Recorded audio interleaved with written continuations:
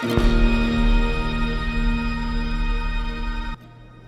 everyone, this is Moses from Wilona's Cave. We're going to continue the story of the gnome, druid, blind and mute, adventurer, or as best as you can adventure. But before I continue, I wasn't fully done with creating the character of Kipper Knackle is what we rolled. So we're going to continue with Arcane Background Miracles, Faith, Protector of Nature. So because of that, I'm going to get powers, 3 powers, Beast Friend, Illusion, and Shape Change, which is basically shape-shifting.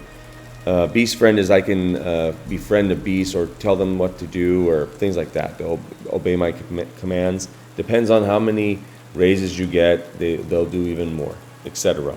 And the main reason why I changed this was I thought about danger sense.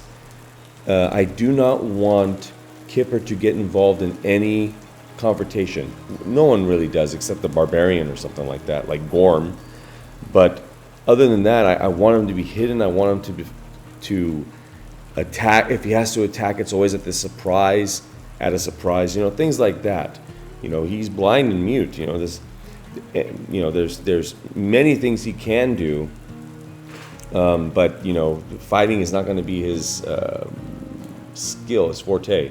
But there's a lot of cool things. I reached out online and I talked to a couple friends, and I found a lot of cool ideas. So, anyways, let's get going. We're gonna have to start with the scene setup. Okay, my scene for scene 2 is, and we're on Chaos Factor 6 or Chaos Rank 6. Scene number 2: Druid can still hear water flowing. He and his fox companion go and investigate. So the last episode, we found out that this dead river, through fate rolls, we found out, by the way, the GM, and you, the listener, little Kipper on the bottom right there, doesn't know that we know that this river died because of a human or troll or orc or whoever, goblins, did an accident. It was by accident because it was so close to a yes. It was one away to a yes roll, and that's why it's dead. We know that. He doesn't. That's how you play solo. A lot of people go, how are you going to be surprised? Your character is going to be surprised. And when you roll out, which you'll see in a moment, it may not go the way you want it to. So anyways, we got to do C modification roll. D10, let's see if this is modified. A 6 or under, it's modified. A 3, it is modified. How is it modified? That's a 3 is an odd number. It is altered. Okay, that's good. Altered doesn't mean I have to completely change everything. Altered means something that makes sense happens. The scene was the druid can still hear water flowing. He and his fox companion go and investigate. So, what would alter that scene? Well, something happens. And I think that thing is the fox sees something, notices something, okay? The fox notices something and tries to tell. Now, this is something I didn't plan on. I was hoping just to go where the water was. That's what I was hoping for. So the fox sees something and wants to tell the druid where it is, what it is, etc. Let's roll, and I don't know what that thing is. We're going to have to roll on a random table later on. Let's roll a notice roll to see if Kipper can understand the fox. He's a D8 on notice. But you also, because he's your character, or wild, you get a D6 with that, the wild die. So let's see. So if we roll an 8 or a 6 on the wild die, it's an exploding 6 or an exploding 8. So hopefully that happens with the raise. If not, we'll see. Let's see if he notices. A 4 or more, he notices. Both of them 5s. So it's a success. Kipper does notice that the fox is telling him something. Kipper leans down to the fox. He's not much taller than the fox, by the way. He's about 3 feet tall. Leans down to the fox and pets his head and then taps his nose. Let's say the tapping of the nose means, I should write this down, the tapping of the nose means that I understand. Show me what you're talking about. So the fox jets off. Let's say the fox goes down to the river, right in the middle of the riverbed. Okay, the fox goes to the riverbed, and slowly but surely, let's see if I can roll for anything for it. Athletics, it's just down to the riverbed. Slowly but surely, Kipper follows. And what did they find? Let's roll on the Book of Random Tables. Hold on, let me pull it up. Let's see, what do they find? What do they find? What do they find? Let's say they find... I'm kind of like, when I mentioned goblins, I kind of like that idea. Let's say we're going to roll on items on a dead goblin in the Book of Random Tables. So, items of a dead goblin, 106. Okay, that's a D100. Let's see what we find. 73. 73. Oh, jeez. Human scalps.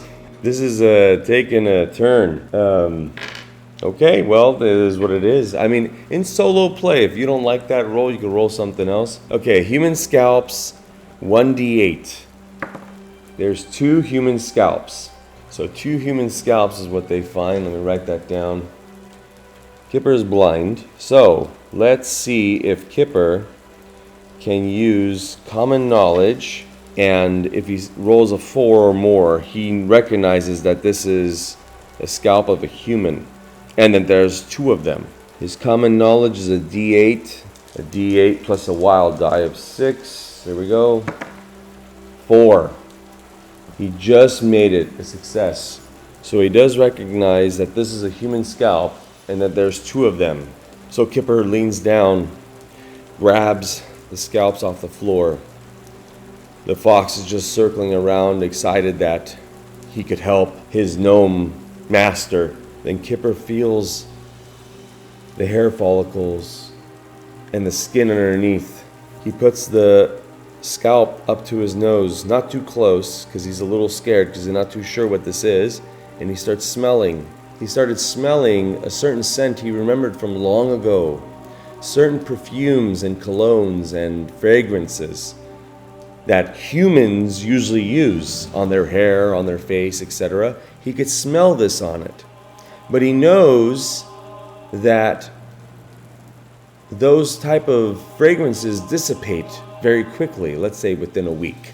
So he comes to the conclusion that this scalp is less than a week old, and there's 2 of them. And he tries to smell the bodies.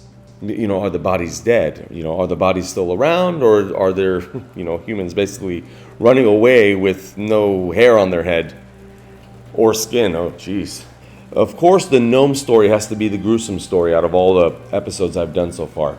So let's see if he could smell any of the human remains around.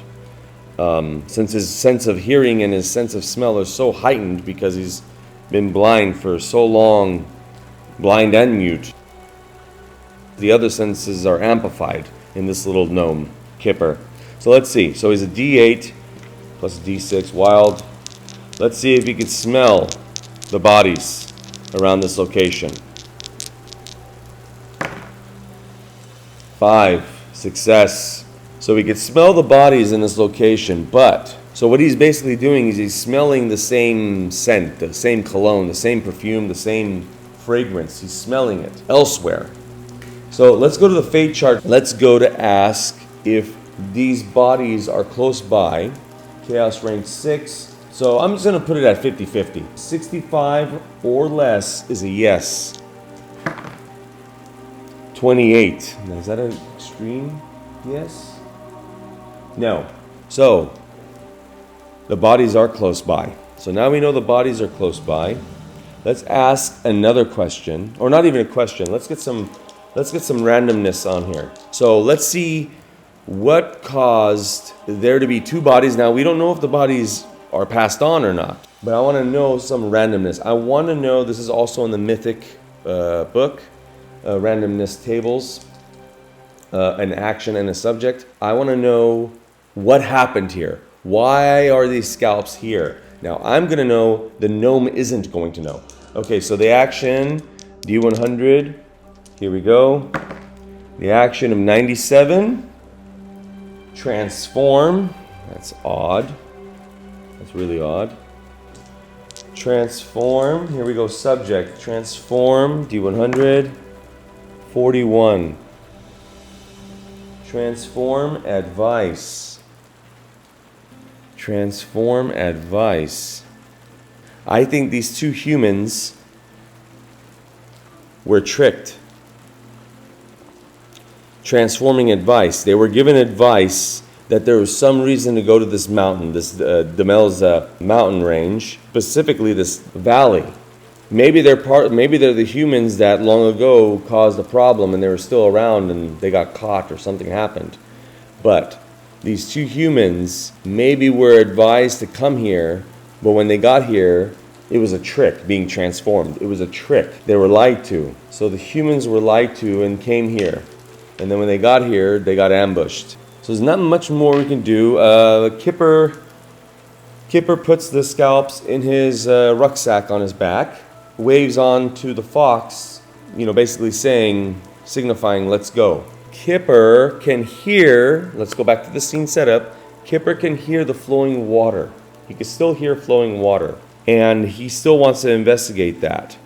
So let's see, he can hear it, but let's see if he notices, which is another D8. There's going to be a lot of noticing with this little gnome, by the way, which is a D8. Let's see if he can notice where the water is coming from. Let's see. It's an exploding 6. So 6, 3, which is a 9, which is a raise. So not only does Kipper know the direction of where this water is flowing, he could hear it also of what direction it's flowing as well. So then Kipper heads out with his little fox companion and go to that direction where he hears the water flowing.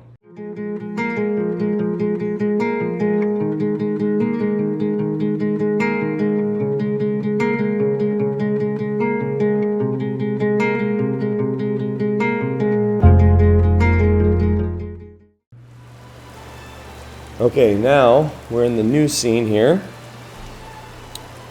Scene as in the game, not a scene set up for Mythic. They're at the river. They could see that the river moved on, and in this location, there's life compared to the other place. It had dead trees and no grass or any plant life, no fish, of course, no water, no nothing, no birds. Now you hear there's birds chirping, water running, and life. Big difference between where they just came from. So, luckily he found out exactly where the water bends instead of looking all over the mountain ranges. We're going to end the episode right here. So, we're going to bring down the chaos rank to 5 because he's in control right now. He's kind of scared a bit about the human scalps, but since he rolled a success for that and a raise for this, we didn't have to go through a long journey to find out where the river went to. I'm going to lower the chaos rank back to 5. No new NPCs, and when the next scene comes up, we're going to try to investigate more what's happening here. Is there anything happening in this scene in particular? Are the bodies here? Or are the people walking around somewhere in this location? I don't know. We'll find out in the next episode of Wilona's Cave, the Gnome Druid Adventurer episode series. I'm still working on the title, if you can't tell. So please like, share, subscribe, comment. Let me know what you like. Let me know what you don't like. I love Savage Worlds. Happy gaming, everybody. Bye.